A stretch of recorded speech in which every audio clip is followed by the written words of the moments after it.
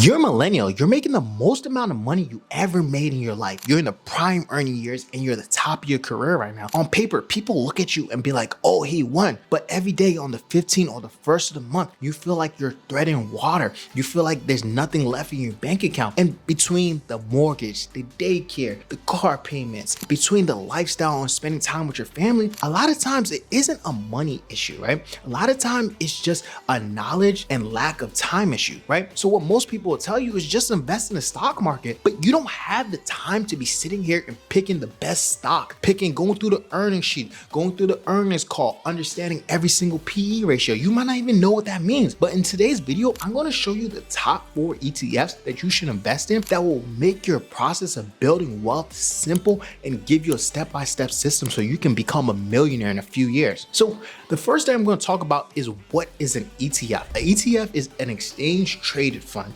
And so think about exchange traded fund as like back in the day, what I used to love playing video games, retro video games like the GameCube, Nintendo 64. And they had different games such as Pokemon, Legend of Zelda, and Super Smash Bros. So if I wanted to start playing those games today, I would have to go get the gaming system. I would have to go get every single cartridge for Pokemon, Zelda, and Smash Bros. But nowadays, what you can do online is you can get the whole system in a retro console will have like over 100 games. So you just buy one thing. Now you have the system and 100 games. And it's the same thing when it comes to finance, right? So with ETF, there's tons of different companies. You have Apple, Nvidia, Facebook, Google, Broadcom. There's thousands of companies on the stock market. But what an ETF would do is they will give you a share of 500, maybe 100 companies, and it'll be in one single stock. So one single ETF. So think of it as one single retro gaming system that has every single game in it. Okay. So what this does, it frees up your time because you're not becoming an individual investor. You're able to buy one ETF that gives you a broad range of 100,000 of different companies. So now that you understand what an ETF is, the first thing I want to talk about is the first ETF you should look for. And I'm not a financial advisor by any means. This is just entertainment purposes, right? I'm just an engineer who likes to talk about finances. So the first ETF you should invest in is SPY or VOO. The reason why these ETFs are so important because they track the top 500 companies and you get a single share of this. And so this ETF, it usually grows, I would say maybe around 10% a year. Some years it's 12%, right? And so what happens is it doesn't always grow exactly 10% every year. Some years it might be 20%, some years it might be 1%, some years it might be 5%, some years it might be 30%. But over time, over a long period of time, it's roughly around 10 to 12%. Okay. Any investment you make, this is the hurdle rate. If you can't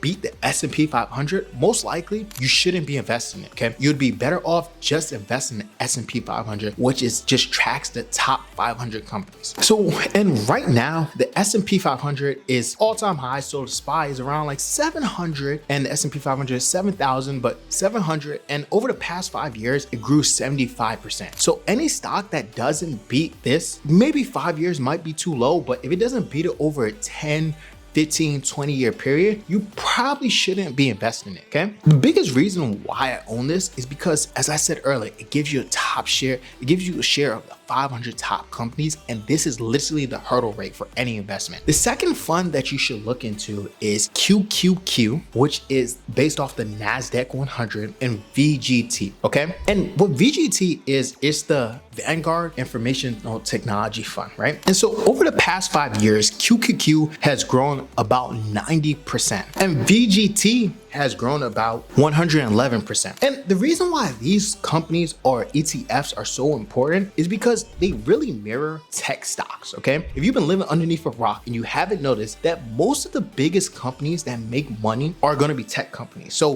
what are you watching me from? YouTube, that's owned by Google. What do you probably have? You probably have Instagram, which is owned by Meta. You might have an Apple phone, which is owned by Apple. You might have an iPhone, right? And then Nvidia is one of the biggest semiconductor chip companies that's making all the chips for AI. And so realistically, when it comes to S&P 500, it's a basket of 500 companies, but realistically, only the top 7 companies really make 90% of the money, okay? And they're most likely in tech. So what you want to do is you also want to have a hyper position in technology companies, because that is really what's pulling up the S&P 500, and that's really what's going to make you money in the future. See, the thing is, people always have the S&P 500 and the technology stocks because technology is very volatile. Also, a few weeks ago, we were in the middle of a war, we was in the middle of tariffs, and what ended up happening is technology stocks, software stocks dropped crazy. But if you had S&P 500 in your portfolio, you might not have noticed that volatility. But if you just want all upsides, all gains, might as well go all in on these technology stocks. But majority of the time, most people don't have the time, they don't have the stomach for the volatility. The third ETF that you should look for is SMH. The reason why this ETF is so important, because this is the semiconductor ETF. Most people don't know about semiconductors. Most people couldn't tell me what NVIDIA, Broadcom, those companies, AMD, Intel, what their top chips are, right? And so if you can't tell that from the 2 seconds, you probably shouldn't be investing in them individually, because when the volatility happens and they go down, you don't believe in what you invested in. So what you can do instead is buy a basket of these index, okay? Buy a basket of these stocks. So, and these semiconductor stocks, over the past 5 years, they've gone up 263%. This is destroying the S&P 500. And one of the biggest reasons is, if you haven't looked around, AI is literally in everything. I went on the Starbucks app the other day and they said, use AI, ChatGPT to get your favorite Starbucks drink, right? But basically, if you don't have AI in what you're doing right now, you're gonna get left behind. Every single company, they just say, we lay off because of AI. And their stock goes boom. All these companies are investing massive money into data centers. And even apart from that, semiconductors are in everything. They're in smartphones, they're in new cars, they're in Teslas, they're in every piece of electronic,